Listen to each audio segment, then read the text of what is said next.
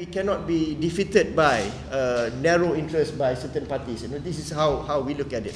So the threat and the risks are real, and we have to look at it and discuss it. And the government must not just cast it aside. Without TPPA, there will still be trade with China. There will still be trade with Singapore. There will still be trade with the rest of the ASEAN countries and Asian countries and Europe. We are not going to be what we call it, isolated, right? Because we do not sign TPPA. The issue with TPPA is the wholesome, the comprehensive entrapment that is there, right? It's an entrapment. This is what we're concerned about.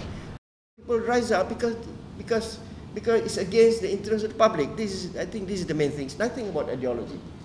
I would address particularly the PwC CBA, the PricewaterhouseCoopers CBA. I think what it says basically in there, trying to support the idea that there will be a lot of economic gains, right?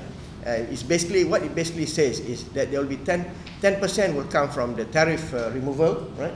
90% will come from what's the liberalization. So what TPPA requires for us to make any economic gains, not so much from the tariff, is from the 90% of removing the non-tariff barriers. What they call, we must do non-tariff measures. And what non-tariff measures means?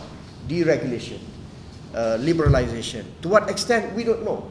What we see in the text, this is the sort of liberalization that they want.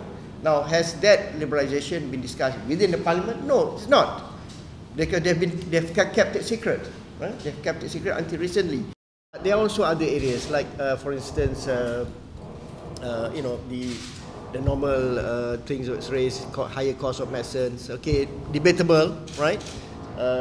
Extension, patent extension. Again, this can be discussed at length here, right? These are all real issues, and will actually affect us. Here we are having an initiative to establish rules which disregard everything, disregard various levels of development, public interest. Everything hinges on the interest of multinationals, business interests, investment interests, which is wrong to me.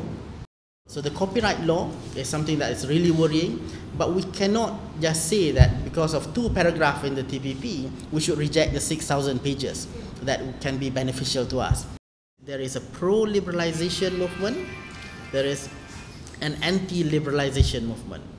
And there are people who believe that liberalization is good, there are people who believe that liberalization is bad.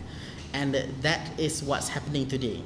You see that today the anti-TPP people are arguing against the TPP.